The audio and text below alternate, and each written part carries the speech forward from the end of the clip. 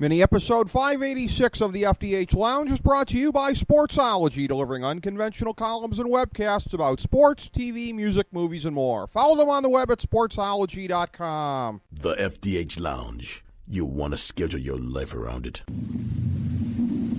A long time ago, on a gloomy, wet Cleveland spring night, two men stand alone amidst the late-night drizzle. Their voices echo across the vacant station parking lot as they debate the merits of the great American radio show that have been missing for far too long. On that night, an idea was born. That idea became the FDH Lounge.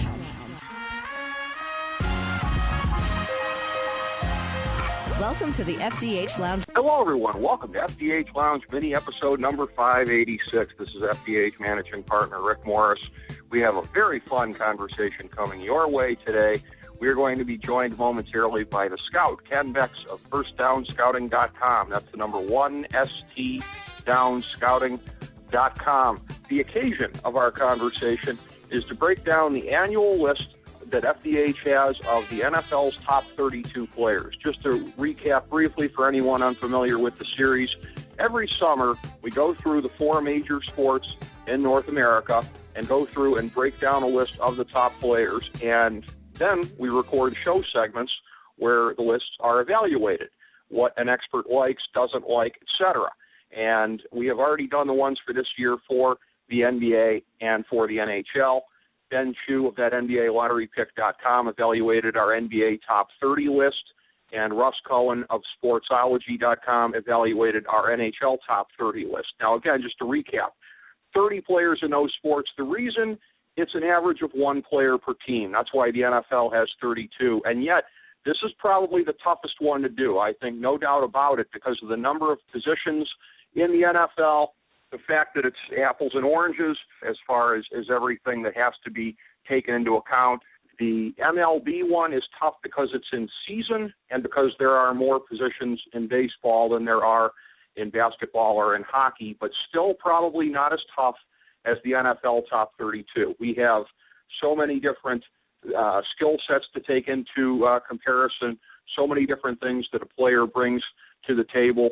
The rule of thumb for this, by the way, just to get this out of the way before we start, if a season started today, what would be the rank in which you would take players if it was a live draft? This is, again, not a fantasy draft. So notwithstanding the fact that the origin of the FDHLounge.com is FantasyDraftHelp.com. And by the way, you can find our show embedded on the cover of the FantasyDraftHelp.com annual guide, Fantasy Football Draftology 2015. It's become a tradition in recent years to put our guide on the front page there, to have it as an embedded link. Notwithstanding the direct ties that we have had and will have to the fantasy sports world, this is a non-fantasy list. Statistics are important in the sense that they can guide us perhaps towards a larger truth, that they can reveal the strengths and weaknesses of different players. But again, there are some players that, again, are a little bit better at others than padding the stat sheet. There are some statistics that, even though they're impressive, may not necessarily shed full light on what we're really supposed to be looking at for the importance of these players. So this is from the perspective of a 16-game season. If it were to start tomorrow, who are the players that you would want? And by the way, a little bit of a spoiler alert here, that takes into account suspensions, because there are a couple of players on this list that are going to be missing the first couple of games of the season, and that is taken into account with their rankings. We have, as I indicated, our expert for these purposes, our good friend and FDH Lounge dignitary, and, of course, the proprietor of First Down Scouting. You can find it, of course, at the number 1, STDownScouting.com. The Scout Ken Becks, good friend, personally and professionally. Ken Becks, how are you today, my man? So great to have you here to break down the list.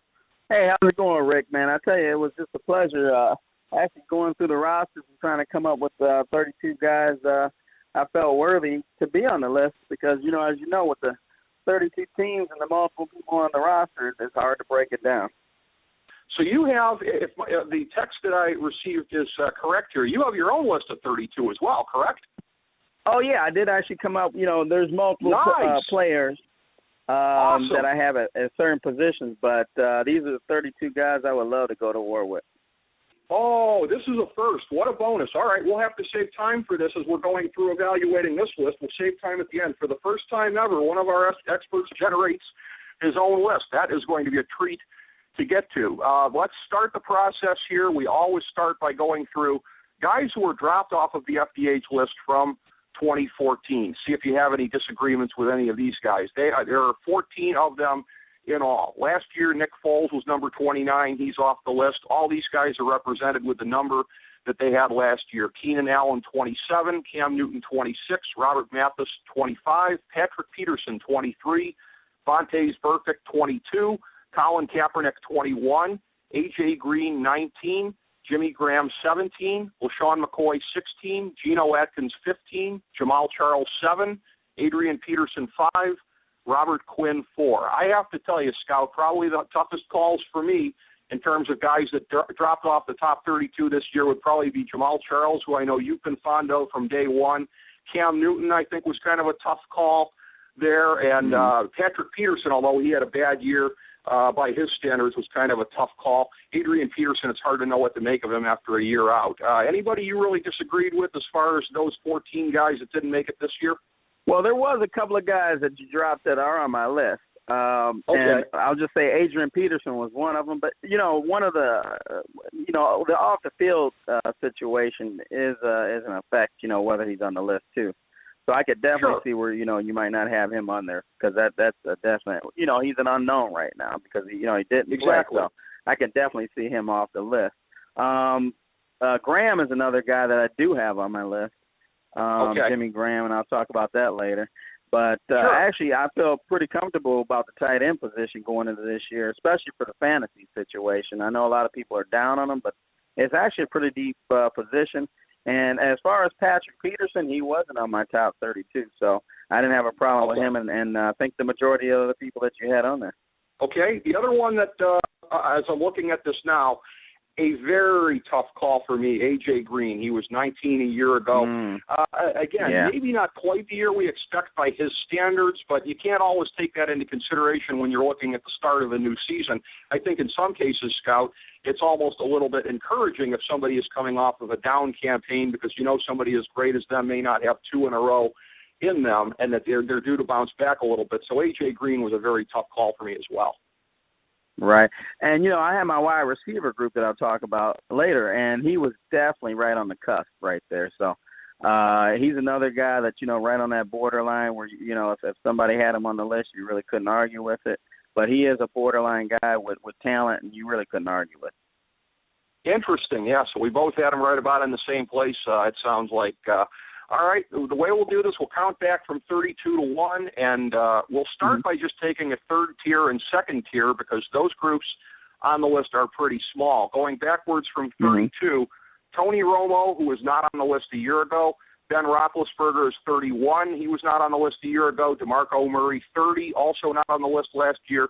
Number 29, Drew Brees. He had the biggest fall down the list while remaining on the list from 2014. He was number 8 a year ago, plunging 21 spots, still making the list.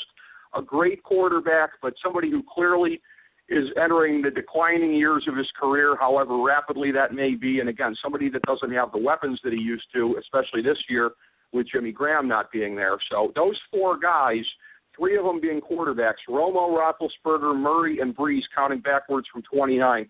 Thoughts on if you think they're too high or too low, Ken? I don't have DeMarco Murray on my list, actually. He was another borderline guy. I only have two running backs, actually, on my list, so position that was kind of slighted. As far as Brees, he just missed the list, actually, and I have 6 quarterbacks, believe it or not, on my list. And he just missed the list. As far as Romo, too, he just missed the list. And I did have Roethlisberger. I love Roethlisberger. And the reason I like him so much is because he's a throwback. And I feel like he could have played in any type of decade, whether it's now or, in the past, in the 70s and 80s, when the requirements were more physical back then, as you know, Rick. And so I feel, Roethlisberger is one of those kind of guys who can get it done, whether it's through the air, keeping a play alive with his feet, throwing defenders off or whatever he has to do. So I think Roethlisberger actually in the NFL is one of those kind of guys that goes a little bit, I wouldn't say unnoticed, His style definitely is throwback as far as being a pure pocket passer. No question about that. Pure pocket passing skills have been something that the league has been kind of trending away from, maybe slowly, but certainly trending in that direction over a period of time. I can see where Murray wouldn't have made your list. He dropped, didn't drop. He was on the list, off the list a year ago, but at 30, because, again, a lot of mileage on him from last year. And these are the things we're taking into consideration. What's it going to be like this year with the effects of last year on him? No doubt that's a factor. Our second tier is also a pretty short one. We go backwards from 28 to 23. At 28, we have Julio Jones, who was not on the list a year ago. 27, Andrew Whitworth, also making it onto the list, I believe, for the first time ever. 26, Von Miller. He was 18th a year ago. 25, Luke Kuechly. He was 28th a year ago, so pretty close. One of the rare guys who's about where he was last year. 24, Sheldon Richardson, who was not on the list last year. Again, some of the issues that surround him, he'd be higher had it not been for some of those. Speaking of which, number 23, Tom Brady, he was 6th a year ago. Second biggest fall down the list while remaining on the list from 2014. That, of course, is almost completely because he will miss the first 4 games of the season. So somebody that you'd like to have for the last 12, to be sure, but you have to account for his absence in the first 4 if you're going to have him on your team as the New England Patriots do. So an interesting and tricky tier, I thought. Scout, thoughts on 28 to 23 there? Anybody you agree or disagree with? Julio Jones, I do have on my list. And by the way, I do have 6 wide receivers. I believe 6 wide receivers. At least 4, I know. And I know he's one of my guys. Say Andrew Whitworth, because I was going to have him on my list, but, you know, it's tough having everybody on there. But I love that pick that you had of Whitworth. He tends to go unnoticed. Luke Kuechly, you got to have him in there. He's my top inside linebacker. And Sheldon Richardson didn't make the list, but I can definitely give an argue, and off the field is a factor too. And Brady is on my list. Okay, very interesting. So some points of concurrence there. The first tier is 1 through 22, but that would be too big of a bite here. So let's go 22 backwards to 11, and then we can address the top 10 separately. 22 is Joe Staley. He was 31st a year ago. 21, Demaryius Thomas, 20th in 2014, just about the closest to where anybody was a year ago. Number 20, Tyron Smith, who had the awesome year last year for Dallas, not on the list, obviously, a year ago. 19, Joe Thomas. He was 32nd a year ago. Le'Veon Bell, 18th. He was not on the list a year ago. Again, would be a little bit higher were it not for the relatively short suspension at the beginning of the year. Number 17, Peyton Manning. He was 2nd a year ago, 3rd biggest fall down the list while remaining on the list from 2014. 16, Cam Chancellor. He was 14th a year ago, so pretty consistent. 15, Marcel Darius, 15th a year ago, so completely consistent. 14, Earl Thomas, 9th in 2014. 13, Russell Wilson, 12th a year ago. A lot of the Seahawks remaining fairly constant from last year. Speaking of which, another guy who was Andrew Luck, 12th. He was 10th a year ago. And number 11 is Antonio Brown, who was not on the list in 2014, but rocketed up with the dominant season that he had in the absence of Emmanuel Sanders last year and being the undisputed number 1 target. Thoughts on how this broke out, Ken? Well, I tell you, I find your offensive lineman picks very really good picks, and I love the Tyron Smith pick. You can't go wrong with Joe Thomas. Staley, good athlete at the position, and I don't see nothing but upside with him. And I definitely got, like I said, I got to give you some ups on these offensive linemen. You're doing a good job on that. Manning did make my list, actually. That was a close call. Bale, the running back from Pittsburgh, he was another close call. Didn't quite make the list, but like I said, a lot of these guys are right on the borderline and are worthy to be on the 32 team. Andrew Luck, you know, I was surprised that you actually had him dropping a little bit, huh? Yeah, it was very, very tough to slot a lot of these guys. And, again, the whole apples and oranges notion of different positions and what they bring, again, relative to especially the hockey and basketball lists, this one is just brutal to do, and to an extent relative to baseball. If it weren't for the fact that baseball is in season when I'm doing this, I have to say that this would be hands down a lot harder than baseball. But, so many different skill sets to take into consideration. Let's go from 10 to 6, and this is going to be great the way we're doing this because we'll save time for the very special bonus of your list at the end here, which I can't wait to hear. Going backwards from 10 to 6, Darrelle Revis, he is number 10. He was coming off of a little bit of a down year by his standards the previous year and did not make the top 32. And, again, I think that shows you NFL, it might be the toughest one year to year to stay on the list when a guy like Revis drops off altogether, and when he resurfaces with another great year even by his standards, is back up at number 10. Number 9, Rob Gronkowski, another guy who played in New England last year, who, again, just had to prove he could stay healthy. That had not been the case the previous couple of years. He was not on the list because he would have been, I think, too big of a risk coming into 2014, although he did make it happen last year. Third biggest jump off the list from being left off the list in 2014, and the bigger jumps are still in front of him. Number 8, Richard Sherman. He was 11th a year ago. Again, pretty close right there. Number 7, Odell Beckham. Obviously not on the list a year ago. Second biggest jump off the list from being off of it in 2014. And number 6, Marshawn Lynch. He was 24th a year ago, and his jump is the biggest one from 2014 to this year, jumping up 18 spots. So it's Revis, Gronkowski, Sherman, Beckham, and Lynch, with the exception of Beckham, guys who have been on our tongue for a number of years as far as being the best players of their generation. And they're taking up some of the key spots right there, along with the rookie who put up, along with Randy Moss, maybe the greatest wide receiver season of all time for a first-year guy.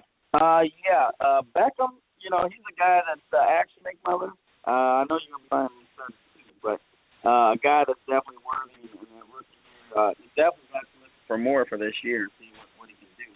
Of course, that remarkable catch, everybody remembers that one. I know you remember that, Rick. Mm-hmm. The one-handed catch he had. Far as, you got to love that. Gronkowski, coming into the year, I know as far as fantasy goes, he's number 1 as long as he stays healthy, like said with the issues of health. And Revis, definitely is on my top 32, but a guy that did drop a little bit in my eyes. Like you say, he's definitely one of the top cornerbacks in the league. Marshawn Lynch actually didn't make the cut for me. And, speaking of my list, a lot of it has to do with position. I have 2 guards, tackle, center. So I try to get in order to do that, you got to take somebody out like maybe a Lynch. All those guys are worthy. Well, it's tough. There's a lot of trade-offs, and, Lynch, to a smaller degree, you're looking at the same thing as DeMarco Murray. He's been ridden pretty hard the last couple of years by Seattle, I think to an extent.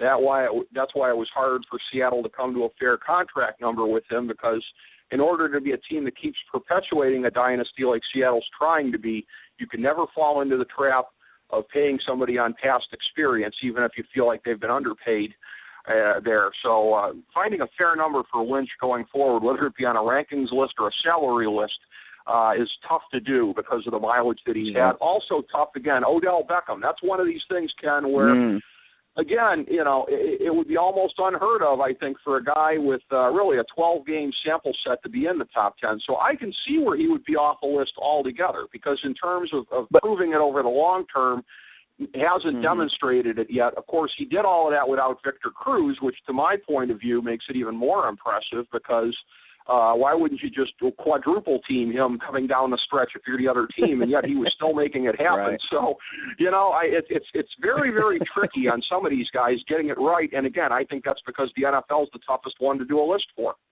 No question. And getting back to Beckham, I can see why you have him on, because there's a good argument for having him on there. Because, I hate using the upside thing, but with him so young in his career, the little glimpse of the 12-game, sample size we did have, he did show remarkable, skill. And the thing I like about him, too, is his field awareness of, almost like a veteran, 2, 3, 4 years in the league. So he's a guy that you definitely – and there's a rookie that I got coming in that's on my 32 that will be definitely an eye-catcher and somebody in our division. In the North Division of AFC that I think you're going to, let's put it this way, Browns fans will be happy with it. Oh, okay. Well, we'll have to see how that goes. That's going to be it's already racing through my head who that could possibly be. But in the meantime here, we'll get to the cream of the crop on the FDH list before we pivot to your list. The top 5 on our top 32 for 2015. Number 5, Calvin Johnson, he was third a year ago. Megatron, a definite off year by his standards. But again, we're looking at it coming into this year. You have to believe that a guy like him, probably the greatest wide receiver of his generation, is going to be more determined than ever to have a bounce-back season. I think that's what accounts for it, and the fact that 2014 is really the only off year we can cite in a long time. Number 4, Justin Houston, biggest jump onto the list from being left off in 2014. He just exploded last year in Kansas City. Again, had been a great player before then, but with the number of sacks he was running neck and neck all year long with J.J. Watt, soon to be announced on the list here, and that's really, really impressive. Number 3, Domkong Su, who was number 30 on the list a year ago. Biggest jump up on the list while still being on the list in 2014. 27 spots right there. He goes from Detroit to Miami. It was a historic year by his standards. You look at the run defense that Detroit had, and it wasn't all him, but a lot of it was. And he is one of the biggest difference makers that you could have defensively, no question. The guy I think who is the biggest difference maker defensively in the league, this has been a very, very interesting discussion, and they even had it with the great Bill Barnwell over at Grantland recently here. Is it Aaron Rodgers or J.J. Watt? There's almost a consensus right now in a lot of quarters that they're number 1 and number 2 in the league. We went the same way Bill Barnwell did. J.J. Watt, number 2. He was 13th a year ago. Aaron Rodgers, number 1. He repeats as the top player on our list, kind of going the same way as what Barnwell said. I hate to think that he's stealing our thunder at all, but the whole sense of what a quarterback can do. And you look at Green Bay being such a god-awful team in his absence toward the tail end of the 2013 season, and the difference that he made when he came back versus J.J. Watt. He's an incredible player, but you go to the season before, and if management, I think, could have deployed the old slogan of we could have finished in last place without him, because even as great as he is, how much of a difference can you make versus being a quarterback? That was the reasoning anyways, but a tough top 5 to segment out. Megatron 5, Justin Houston 4, Sue 3, Watt 2, Rodgers 1. Take it away, Ken. What do you think of our top 5? Well, there was one of your top 5 that did make the list, and when we get to my list, I think it'll become obvious. One guy that the top 2 guys, I can't argue with whatsoever. Like I said, I didn't put mine 1 through 32, but if I had to, pick, I definitely probably have those 2 guys at the top of the list. Aaron Rodgers, like you said, that guy is a consensus type pick. What he brings to a team, I mean, he's taking a snap every time, and pretty much, the organization is in his hands. Like you said, they win and lose with him. He does have the good tools around him, but I think he even elevates the receivers that he has to another level, And so we're talking about an all-time quarterback here, not just during our time, but, we're looking at history every time you watch him play. So Aaron Rodgers, if it wasn't for an Aaron Rodgers, I probably would say J.J. Watt would be the consensus type guy that you would. You're talking about pretty much a one-time-in-a-lifetime type of quarterback if he can keep this going for a few more years. So definitely Hall of Fame type of guy. Calvin Johnson, like you said, he's probably the best wide receiver during his time since he's drafted up. So I definitely can't say anything about that. Sue, same thing, a dominant type force inside, takes multiple blocks, definitely a game-changing type of guy that changed the momentum of the game on the defensive side. Justin Houston was the guy that I left off, but not for, lack of talent. Like you said, it was a one-year thing, and it's all in the perspective of how you try to look at this. You know what I mean, Rick? And so he could easily be in your top 5, and it's all in how you're encompassing the whole situation. And like I said, I didn't go through 1 through 32. I went through alphabetical because for me, it was just, the guys that I have in the top 32 are like when you have kids, who's the best kid? You love them all. Right. It was tough for me to rank the guys. And I think you had a real hard task going 1 through 32. I give you all the credit in the world because that would have just put me over the top trying to even consider that. So I give you all the credit. That's why I can't even question any of the 32 because that once you start going 1 through 32, that's a whole different situation because you got to embellish position. You know, where are they at in their career? You know, are you trying to start a team from day one? You know, are we starting from, week one? Or are we talking about this guy's history, past history? So, you got to embellish all this type of stuff, and that's when it starts getting – it's a fun thing, because especially if we could debate, if we could have some of our guys from our crew debating this, I'm sure we could go a half a day to a full day just in the draft room there going through these guys. But this is what makes it so fun because there is no, consensus 1 through 32. But I think the majority of the guys we both have, any NFL team would love to have them on the roster.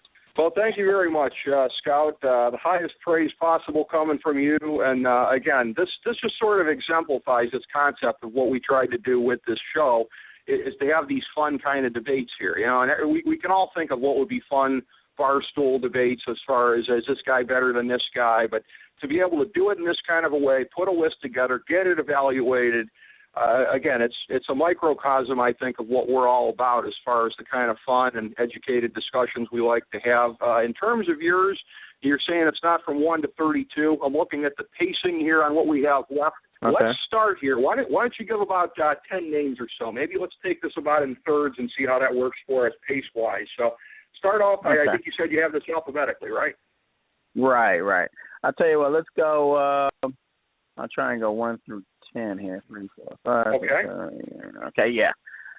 I got Tom Brady as alphabetical order. Tom Brady. Okay. Rashad Breeland, which is a cornerback that I love from Washington, up and rising type of guy. Dez Bryant, Jamal Charles, of course, Jimmy Graham. Henry Hanowski is the fullback that I picked from New York Giants. And like I said, I was trying to get every position in there just to, have a representative. Kelvin Johnson, of course, Julio Jones, inside linebacker from Carolina, Andrew Luck, and Alex Mack. Wow. Well, I'll tell you what, we saw Alex Mack last year. This is all, it sort of goes back to the Aaron Rodgers thing, doesn't it? You see how important they are when they're not in there. And Alex Mack, if he is back 100% early this year, I certainly can see that. And I tell you what, very interesting putting a fullback on there and a very, very deserving one. And I thought, again, very, very interesting in terms of the choices made because, as you've indicated, it's very, very difficult on this kind of a basis. And somebody like Kelsey, who I think is very deserving, just missed the cut on our list. So a very promising start to with your first 10 alphabetical names there, Ken. Yeah. Continuing, we got Khalil Mack, the outside linebacker from Oakland. Mike Mitchell is a guy that I absolutely love, a strong safety out of Pittsburgh. Love a Bobcat. Reggie You Nelson. gotta love a Bobcat. Oh, so you know about Mike Mitchell. I love that guy.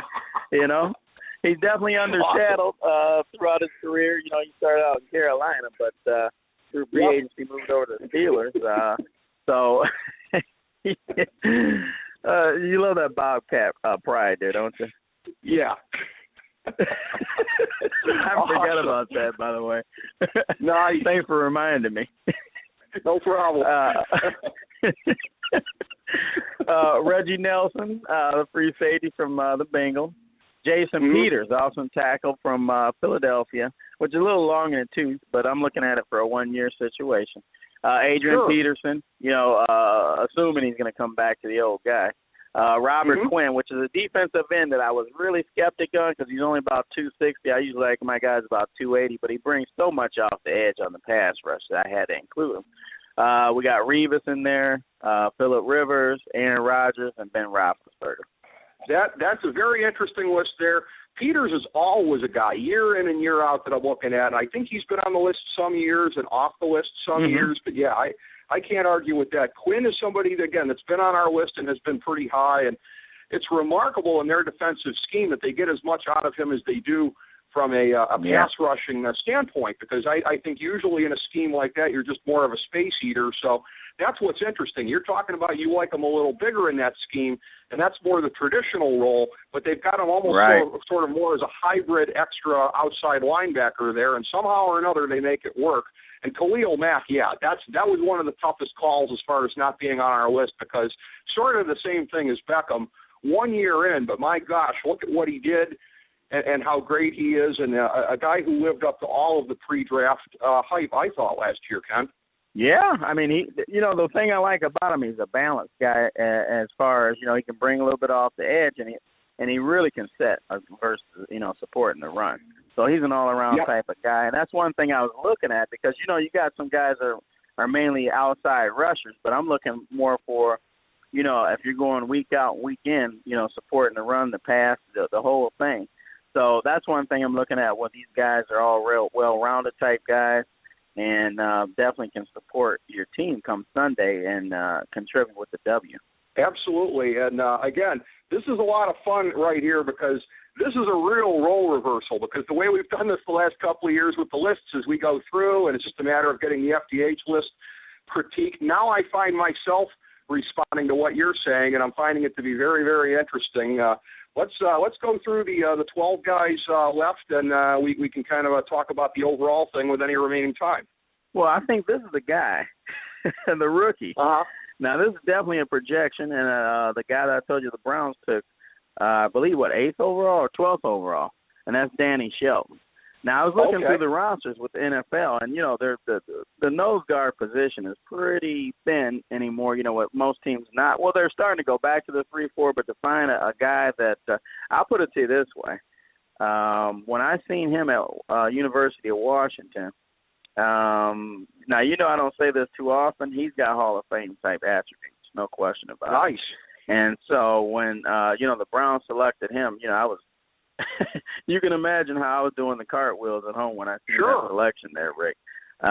So, it has nothing to do with my personal love for the Browns. This is strictly, evaluation. This guy is going to come in and definitely change the way the Browns' defensive line and their whole structure on the defensive side because not only can he stuff the run, but I feel like he's going to be able to show that he can bring the pass rush too, and so he's an all-around guy, and it's going to be a perennial Pro Bowl and could push maybe a Hall of situation. Before we go on to the next guy, let me just ask you about him a little bit quick here, because, again, I don't want to be a guy who gets caught up too much, and maybe this is true. Maybe I get a little bit too much caught up in, 4-3, 3-4 schemes, maximizing the abilities of guys. My only worry is I look at him in a 3-4, and I say, are we ever going to see the best of what he's able to do in that scheme? What are your thoughts? You clearly don't seem to have the same concerns. I'll tell you what, this is the ideal situation, actually. I mean, when I knew we were primarily going to be running the 3-4, he is, I put it this way, you almost couldn't pick a better specimen for the nose guard position. Because for one thing, is his weight, he can hanker down to where you're going to have to give the double team. And his hand technique, Rick, is just way above where he should be. I mean, he's a third, fourth-year guy already just with that. So when you put – and he's an athletic type of guy within inside the interior. So believe me, he's a guy that's definitely going to change the blocking schemes within the division and any NFL team that has to go against this guy. So look forward to watching this guy for some years to come. But, yeah, moving on. Awesome. Oh, I love that pick. But Richard Sherman, you got to have Richard on there. Josh Sitton is a guy that I've been liking for years, offensive guard from Green Bay. And he's like in his 8th season, 4th-round guy out of Central Florida. Sue, of course, now at the Dolphins. You got to have him included like you had in your top 5. Demaryius Thomas is a wide receiver I had in there. Earl Thomas, free safety, Seattle. Luis Vasquez, offensive guard from Denver that I love. Of course, J.J. Watt. Eric Weddle, I know you know from San Diego, the strong safety. I love him. He's never really got the love that I think he should. Trent Williams, offensive tackle from Washington, who I feel like right now is the premier left tackle. And then I can't leave Russell Wilson off. So I think I had included 5 to 6 quarterbacks. And you just can't get away from this, in the passing game these days. And there is a girth of amount of quarterbacks, and so I just couldn't get away. I had to cut the list off because, I had to supplement other positions. But I think I came with 5 quarterbacks and 4 wide receivers, and I think that was my biggest position groups right there, which is more or less, looking at the passing game these days, Rick. it's very pragmatic on your part, because that's where the league is right now. And again, there is a real de-emphasis on the running game, to be sure. Right. Although, again, it's a copycat league, so you wonder if, in looking at Seattle, if that's going to be something that kind of makes teams kind of think to go back in that direction. Although, again, you've seen in recent years there's not a lot of bell cows, and maybe the Seattle situation is kind of unique because how many Marshawn Lynches are out there. You look at this past year's draft, Todd Gurley, he's a guy who, if and when he gets 100% healthy, maybe projects that way. Perhaps Ezekiel Elliott from Ohio State next year could project as that kind of a guy. You've got to be somebody who's big and with speed, and that's a rare combination. But, it's almost going to take somebody like that to make this list year in and year out, as opposed to scat backs, no matter how great they may be. Right, Ken? Well, I don't know if you know my philosophy. I love, the running game. And I wish it would go back to somewhat of the Seattle type, more of a balanced type offense. Yeah. I'm not as, with the 5 wide. I love the excitement of the game, but I just like the purity of the game when you got that mashing fullback in front and let's see who, can win it at the line of scrimmage type of situation. But, in my evaluations, looking at the college level, I say you got a nice crop of running backs coming the next 2 to 3 years. So, that could, you got to have the available athletes, bottom line. Sure. And so a lot of times, with the offenses going the way they are, a lot of your good running backs are linebackers now at this time. The 6'2", 230 or 235 guys that have the feet needed in space. So a lot of times I think the colleges are moving those guys to the defense, to combat these offenses, and they're getting lighter and faster and quicker, so that's taken away from the offense. You do have, the receivers coming out because mainly it's primarily passing game now. So more or less, like you said, the trends. And more coaches are trending towards, where they feel the offense is right now. So, you're putting your receivers there. I think they're taking away from the running backs and, like I said, throwing them other places to combat the offense. But I think it will trend back because, in football, it's a trending type thing, like you said. And so I think in the next 2 to 3 years, you will see, the running back position become more premier. And when you got those type of talents like Gordon that came out this year, that's another guy. You remember how high I was on Jamal Charles coming out. I wouldn't say he was quite on that level, but he's not too far behind. So these type of athletes and players coming at the position, and you got a bevy of them coming through, like I said, the next 2 to 3 years, I think it's going to have these NFL GMs have to almost, take these guys in the first and top of the second round. And then your rushing game is going to come back. And then, boom, there you go. On the defensive side, you're going to have to combat that with that D-line and the linebackers from, back in the day type guys, your inside linebacker type. So I think it will trend back in the next 2 to 3 to 5 years. You'll definitely have the running game back in play. So as far as a guy like me, I prefer that. So from what I'm seeing from the college ranks coming through, I think we're going to be trending back that way. Well, you heard it here first, folks. A real clip and save prediction that the pendulum could be going back towards the running game because of the available crop that will be coming out of college the last couple of years. I agree with you as far as being high on Melvin Gordon. He's one of the reasons that San Diego is a Super Bowl dark horse for me. I like the way that he's going to fit into that offense. I think he's going to give them more stability in the running game than they've had the last couple of years. So, yeah, I think he's going to be a tremendous help wait there. A second. Did I hear you say Super Bowl? Super Bowl. I think they could come out of the AFC. I think the AFC is going to be a little more wide open. I like that. I like that boldness there, Rick. I like it. Yeah. Well, I tell you what, you got the quarterback over there, Phillip Rivers. There's no question about it.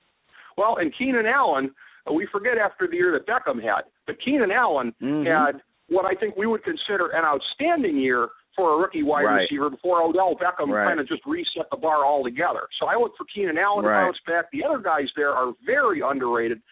Certainly Malcolm Floyd helped me a little bit fantasy-wise down the stretch last year. I like him for that. Gates is going to miss the first couple of games, but he'll be back after that. Defensively, I think they're in good shape. You talked a little bit about the safety position previously, and I agree with you there. Yeah, I like a lot of what they have to offer, and I think they're going to be an interesting team. In our second or so remaining here, let's just talk about firstdownscouting.com, the number one, stdownscouting.com. I know you've got more under-the-radar profiles of players than anybody else. I know that's been a specialty of yours, but just in general, what you would want people to know about what you got focused on over at your fine site. Well, yeah, I tell you what, I'm really hitting it hard these days. You know, I'm sure you know it's kind of hard to get a hold of me. And more or less, I'll tell you what, I'm putting 3 to 4 hours minimum day looking at these college prospects coming through for the upcoming college season for the NFL. So what I try to do is I'm trying to hit all 100-plus Division I teams before the season starts. And what I do is, you know, when I look at the game film, I'm not just looking for the 2016 season prospects. I'm looking for freshmen through seniors. So what you get over at First Down Scouting is not just for the upcoming NFL season, but you're looking at the prospects. You're looking at who's the guy over at Green Bay? I can't. Jordy Nelson, for instance. I remember I talked to you about him years ago when he was coming through. I remember spotting him when he was on special teams.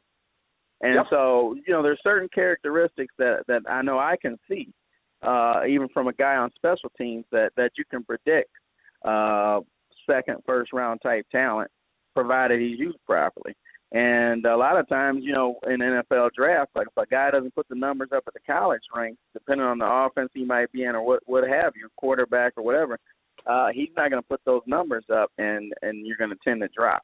So that's when you start to get the value. If Jordy Nelson didn't get the throws that his talent warranted, he wouldn't have went in the second round like he should have been a first rounder, but, you know, that's a whole other story. But these are the type of guys that can go under the radar. You get a first-round type talent in the third, fourth round. And if those are the kind of guys you're looking for, and even for fantasy, Rick, you know, I'm giving you guys that are that you can, you know, pick up cheap, and, you know, maybe for injury or what have you. You know, come look at the site now. I'm going to have it categorized, you know, by position in every college, however you want to look at it. I'll have the drop down put in here in the next month or so before the season starts. So definitely, if you want to find guys that are under the radar, you know, hey, I'm not tooting my horn, but you know how many years I've been doing this now, and I'm just trying to get the exposure to get out there so that other people can see, you know, what I'm bringing and what I can offer. Scout, you always go snap the whistle and covering these guys.